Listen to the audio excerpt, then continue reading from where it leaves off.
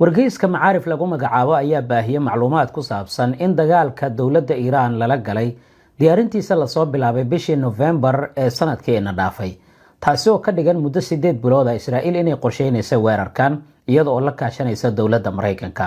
maxaa yeelay waxay ogeyd xisaabaadka sida isku bedeli karaan dhaqaalaha loo baahan yahay, hubka la doonayo iyo sidoo kale muddada dheer uu qaadan kara dagaalka in uu sababi karayo burbur xooggan oo Israa'iiliyiinta soo gaara, iyadoo hadda la sheegay balaayiin dollar in Israa'iil ay qasaartay tan iyo dagaalka bilowgiisa. wargeysku wuxuu sheegay howlgalkan inuu ka soo bilowday 10 saacadood oo xiriir ah oo cutub ka tirsan hay'adda sirdoonka Israa'iil, gaar ahaan cutubka la yiraahdo 8200 ay yeesheen kaasoo albaabada la isu xirtay, sidoo kalena muddo bil la qiimeynayay kaliya sida weerarka loo bilaabi karayo, waxa loo baahan yahay, caqabada imaan karta iyo cidda taageeri karta dowladda Iiraan haddii ay noqon lahayd gobolka Carabta iyo sidoo kale caalamka intiisa kale. akhrintaas ayaa sidoo kale waxa wargeyska uu leeyahay waxaa barbar socday in unugyo sirdoon lagu abuuro gudaha Iiraan kuwaas oo qayb lixaad la ka qaatay bilowgii dagaalka, gaar ahaan maalintii Jimcaha oo aan ognahay sidee wax u dhaceen. marka laga yimaado warbixinta wargeyska noo sheegay waxa isweydiin mudan waa maxay caqabadaha ay Israa'iiliyiinta ay aqriyeen ka hor intaanan Iiraan weerarka lagu qaadin. aragtideeda marka aan raaciyo waxa caqabada koowaad ku ahaa dalka Suuriya, maxaa yeelay Iiraan Suuriya aad ayay ugu awood badnayd marka la eego nidaamkii Bashar al-Assad. taasi waxay u arki karayeen caqabada koowaad, waana mid keentay inay dhinaca kale la soo saftaan Mareykanka iyo sidoo kale Israa'iil oo ay taageeraan kooxihii isbedel doonka ahaa. maxaa yeelay hal fursad oo weyn ay halkaasi Israa'iil ay ka arkaysay, fursadaas oo aan u arkayo anigaba inay tahay Iiraan saameynta ay ku leedahay gudaha dalka Suuriya marka laga yimaado hubka ay Suuriyaanka gacanta ay ku hayaan. waxaana suuragal ah markasta in wax kasta laga filaysan karayo dhinaca iyo dalka Suuriya haddii ay noqon lahayd dowladda, kooxaha kala duwan ee halkaasi ku sugan iyo Iiraan oo la rumaysnaa inay saldhigyo waaweyn ay ku lahayd gudaha dalka Suuriya, marna ay u arkaysay in uu yahay difaaca koowaad oo ay kaga hortagi karto Israa'iil. marka isbedel weyn uu ka yimid gudaha dalka Suuriya oo nidaamkii Bashar al-Assad ee gabi ahaanba meesha uu ka baxay, maalintii ugu horeysay Israa'iil wixii ay samaysay waan ka wada dheregsannahay. waxay duqeeyeen xarumihii kaydka hubka, gaar ahaan gantaalada, awood kasta oo ciidamadii badda, cirka iyo dhulka ay lahaayeen ee dowladda Suuriya iyo hubkoodii gabi ahaanba waa la baabi'iyay. maxaa yeelay waxaa loo arkayay caqabad inuu ku noqon karayo Israa'iil duulaan kasta oo Iiraan ay ku qaado. isla November waxaa heshiis lala galay xoogagga Xisbullah ee dalka Lubnaan, taasina waxay qayb ka ahayd fursad kale oo Israa'iiliyiinta ay u heleen inay weerar ay ku qaadaan dowladda Suuriya. markaas Iiraaniyiintu waxay arkeen in gidaarkoodii loo soo dhawaaday mar haddii difaacoodii ugu horeeyay gabi ahaanba la soo burburiyay. wixii markaasi ka dambeeyana Iiraaniyiinta iyagana ma ahayn kuwa iska jiifaya, akhrin kasta way sameynayeen, laakiin waxaad moodaa in looga hormaray jugta, taas oo keentay caqabada ugu weyn ee ah in ciidankii moraal ahaan uu hoos u dhaco, lana muujiyo ama la ogaado, sidoo kalena ay soo baxdo dulduleelada rasmiga ah ee dhanka sirdoonka. waatii Faisal Duwayri uu lahaa Iiraan waa inay marka hore iska xalisaa caqabadaha horyaalla oo ah dhexdooda iyo dadka ku jira. Iiraaniyiinta marka 3 jug oo culus ayay la kulmeen.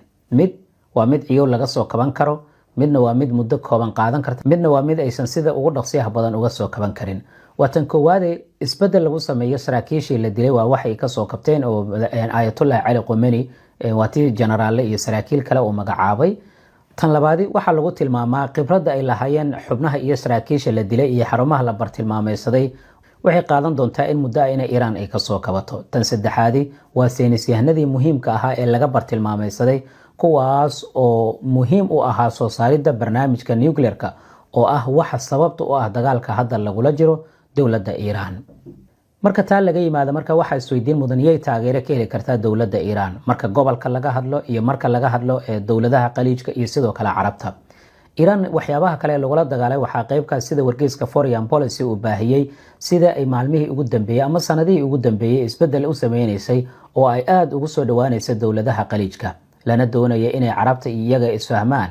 inkastoo la xaliyay khilaafkii ugu adkaa ee u dhaxeeyay iyaga iyo sidoo kale dowladda Sacuudiga, haddana waxay qaaday tallaabo kale oo ah Masar iyo dowlado kale inay saaxiib ay ka dhigato. waxa la isweydiinayaa marka sida wargeyska Foreign Policy uu qoray, saaxiibadii ay Iiraan samaysatay sanadihii ugu dambeeyay miyay difaaci doonaan. intaanan eegin dowladaha ay taageerada ka heli karto Turkiga, Shiinaha iyo Raashka aan soo koobo. Israa'iil waxay dhowr jeer ay ku celcelisay inay maamusho oo ay gacanta ku hayso hawada Iiraan. Arrintaasi suuragal ma tahay? Sida khubarada dhanka militariga ay qabaan, arrintaasi aad bay u adag tahay marka loo eego saddex arrin oo muhiim ah. Waa tan koowaad, juqraafi ahaan dhulka Iiraan oo aad u weyn buuraley ah, way adkaanaysaa in diyaaradaha dagaalka Israa'iil ama guud ahaan nidaamka hawada Israa'iil uu halkaasi u maamulo, laakiin waxaa u sahlanaanaysa inay helaan macluumaadyo kala duwan oo ku saabsan dhaqdhaqaaqa gudaha Iiraan ka soconaya. Arrinta labaad waa baahida loo qabo howlgallo isdaba joog ah oo ay sameeyaan diyaaradahooda dagaalka iyo kuwa sahanka iyo shakhsiyaadka la shaqaynayaba, kuwaas oo waqti dheer qaadan karaya.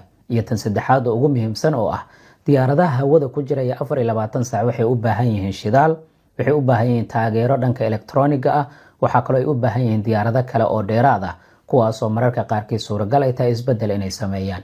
Arrimahaasoo idil marka loo fiiriyo, khubaradu waxay qabaan inaanay sahlanayn in hawada Iiraan lala wareego oo ay la wareegaan Israa'iiliyiinta.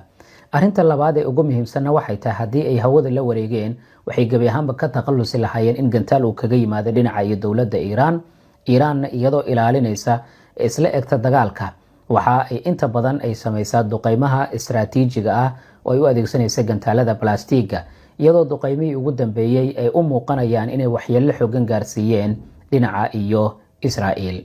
Sababtoo ah macluumaadyada iyo xogaha lasoo bandhigay ayaa muujinaya in xarumo militari oo muhiim ah oo ku yaala magaalooyinka Haifa iyo Tel Aviv ay bartilmaameysatay Iiraan, si gaar ahaaneed xarumihii sirdoonka, wasaaradda gaashaandhigga iyo xarumo kale oo muhiim u ah dhanka tiknoolajiyadda iyo cilmi baarista hubka nuclearka ee Israa'iil. Inkastoo ay adag tahay in la helo xogaha rasmiga ah ee duqeymaha ku dhacaya gudaha Israa'iil. Iiraaniyiinta marka iyaga oo ka cararaya in gantaalo tiro badan ay isticmaalaan, kuna xisaabtamaya dagaalka iyo waqtiga uu socon karayo iyo taageero la'aanta haysata iyo inta dagaalka uu socdo inay ku adkaanaysa inay soo saarid dhanka hubka ay sameeyaan, waxay isticmaalayaan istiraatiijiyadda gantaalo guuxooda ka dheereeya ama qalqal gelinaya nidaam difaaceedka Israa'iil ee saddexda lakab ah oo ay isticmaalaan, sidoo kalena gaari karaya bartilmaameedyada ay ugu talagaleen. Waxaa la isweydiinayaa khatarta Maraykanka iyo inuu kusoo biiro dagaalka. In Maraykanka dagaalka uu waqti xaadirkan uu kusoo biiro waxaa ka dhalan karaya saddex arrin midood. Waa tan koowaad, in jugta hore ay Iiraaniyiinta mar kale ay la kulmaan culays weyn, kaasoo keeni doona ugu dambeyn inay isdhiibaan.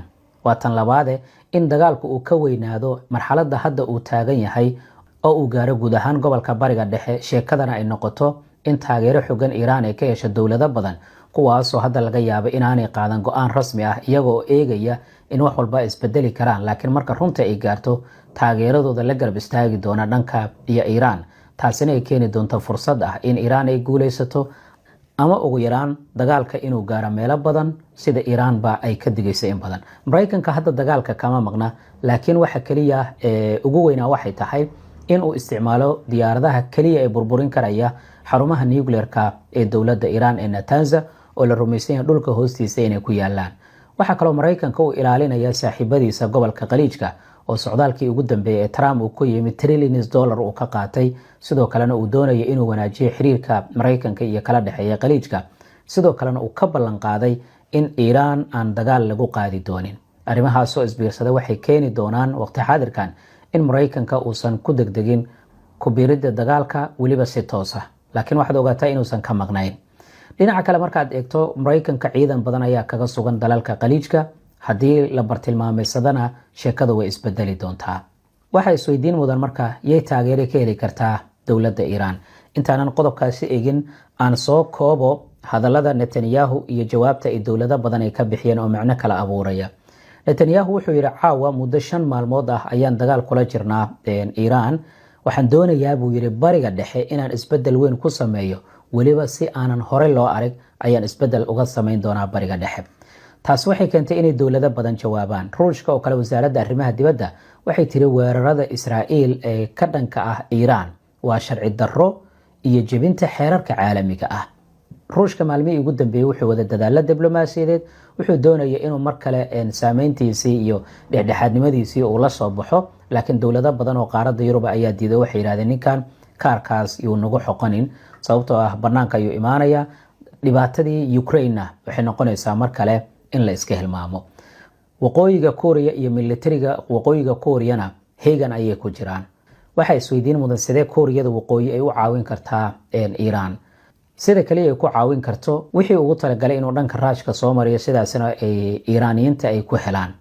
laakiin dhinaca kale markaad eegto haddii hubkiisa nuclearka heegan uu geliyo, waxay ka dhigan tahay anigana marxalad kale ayaan halkan ka abuuraya. waana qaabka kaliya uu ku taageeri karo, isagoo oo cabsi kala abuuraya oo ah haddii sidaas aad samaysaan anigana halkan ayaan sidaa ka samaynaya.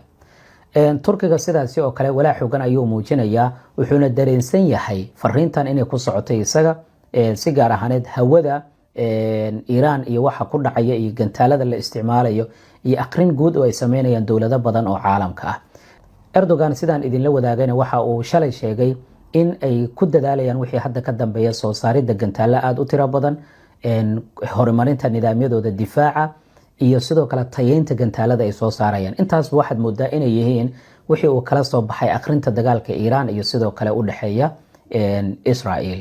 haddii sheekada dhab ay noqoto, waxaa taageerada ugu horeeya iiraan ay ka heli kartaa waa Turkiga iyo sidoo kale Pakistan. si gaar ahaaneed dowladda Pakistan waan eegaynaa.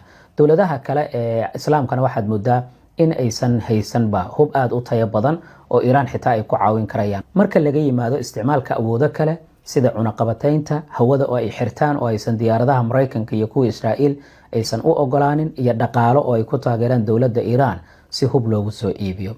laakiin iyadoo dagaal uu socdo, iibinta hubka wada dheer iyo marxalad kale ayay la kulmi kartaa. dowladaha caalamka marka waxaad moodaa in weli ay wadaan aqrin ku saabsan nidaamyada difaac ee Israel, meelaha ay ka ciladaysiin ama ay ka liitaan, gantaalada Iiraaniyiinta isticmaalayaan awoodooda, iyo sidoo kale marxaladan oo kale inay la kulmi karayaan, halkaas oo ay ka baranayaan saaxiibada go'aanada adag qaadanaya waqti xaadirkan. haddaba markaan aan eegno 5 arin oo dowladda Pakistan u horseedi karaya inay taageero ay u fidiso dowladda Iiraan. waa tan koowaad oo ah Iiraan iyo Pakistan waxaynu ognahay inay xuduud ay wadaagaan. waxaa jira waxyaabo badan oo ay ku kala aragtiyo duwan yihiin, si gaar ahaaneed gobolka loo yaqaano Balochistan oo Iiraaniyiinta ay kasoo horjeedaan awood sunniyiinta inay halkaas ay ku yeeshaan, Pakistan ay kasoo horjeedaan qabaa'ilka Balochistanka la yiraahdo iyo dhaqdhaqaaqyada ay sameynayaan iyo dagaalka ay kula jiraan dowladda Pakistan. haddana waxaa jira dana istiraatiijiyadeed oo dowladda Pakistan ku riixaya in ay taageerto dowladda Iiraan. waxaa qaybna ka ah istiraatiijiyadda iyo dirisnimada. dowladda Pakistan waxay Iiraan ila wadaagtaa xuduud aad u dheer. labada dowladoodna waxaa ka dhexeeya dana dhanka amniga ah, gaar ahaan gobolka Balochistan oo dhaqdhaqaaqyo hubaysan ay ka jiraan. marka laga yimaado marka aragtida labadooda u dhaxaysta ee gobolkaasi ah, hadda sheekadu way ka weynaanaysaa. taasi waa qodobka koowaad ee dowladda Pakistan ku riixaya inay Iiraan ay taageero ay siiso, kuna taageerto dhanka teknolojiyadda iyo hubka ay heli karayaan iyo Shiinaha waxa ay ka soo qaadi karaan. inkastoo la rumaysan yahay xitaa sirdoon ahaan inay wax badan ay taageerayeen dowladda Iiraan sanadihii la soo dhaafay, weliba Pakistan ay taageeradaas ka imaanaysaa. tan labaadi waa cadawga ay wadaagaan. sidaan ognahay, Pakistan waxay mararka qaar ay dareentaa cadaadis kaga imaanaya Israel iyo dowladaha kale ee reer galbeedka. cadaadiskaas oo horseeda afgambiyo iyo qalalaaso gudaha Pakistan laga abuura, iyadoo ay ugu wacan tahay hubka nuclearka. iyadoo marka Iiraan ay cadow u aragto Pakistan, waxay cadow u aragto, taasi waxay keeni doontaa inay Pakistaaniyiinta ku riixdo taageerada ay siin karayaan dowladda Pakistan. labada dalna Israel iyo saameynta reer galbeedka waxay u arkaan mid khatar ku ah muslimka. arinta saddexaad ee keeni karta waa danaha military iyo tan sirdoon ee u dhaxaysa labada dowladood.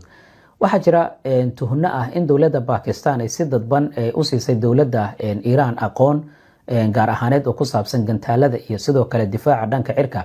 haddana saraakiil hore ayaa waxay sheegeen inuu jiro xiriir hoose oo sirdoon oo u dhaxeeya labada dowladood. waana arinta saddexaad ee keeni karta Pakistan inay taageero u muujiso dowladda Iiraan. arinta afraad waa ka fogaanshaha dagaal sunniyiinta iyo sidoo kale shiicada dhexmara. maxaa yeelay gobolka Balochistan ayay isku hayaan, mana doonayaan inay waqti xaadirkan ay dagaal noocaasi ay aadaan. waana waxa ku qasbi karaya Pakistan inay taageero xooggan u muujiso dowladda Iiraan. sidoo kale Pakistan waxay isku daydaa inay ka fogaato si cad inay uga hortimaado dowladda Iiraan si aysan u kicin xiisadeeda gudaha ah. waxay sidoo kale ka taxadaraan oo ay aad uga fiirsadaan inay u exdaan dhinac oo ay la saftaan sunniyiinta iyo shiicada, si gabi ahaanba gobolkaas yani shacabka ku nool aysan u kala jebin. waa gobolka Balochistan oo xad ahaan ay wadaagaan labada dhinac. arinta ugu dambeysa waa tartanka gobolka. Pakistan waxay mararka qaarkii cabsi ay ka qabtaa saameynta ay dowladda India ay ku leedahay gobolka iyo isballaarinta iyo xiriirka toos ee kala dhexeeya Israa'iil si gaar ahaaneed cadow ayay u arkaan maxaa yeelay dagaalkii Kashmir waxaa la xasuustaa diyaaradihii badnaa ee ay Israa'iiliyiinta ay ku taageereen Hindiya. Iiraanna markaasi waxaad moodaa inay aad u taageertay dhanka iyo Pakistan, sidaa daraaddeed marka iyaga oo arintaasi wadaaga Iiraanna aad uga soo horjeeda saameynta isballaarinta dowladda Hindiya iyo Hindiya oo doonaysa in Aasiya ay hoggaan u qabato ayaa arrimahaas oo idil waxay keeni karayaan in ay Pakistan ay ku taageerto dowladda Iiraan dagaalka, inkastoo hubka ay ku taageeri karta aanan xog laga haynin. Arrimahaas oo idil aragtidaada adigana qaybta hoose ku reeb, waad mahadsan tahay.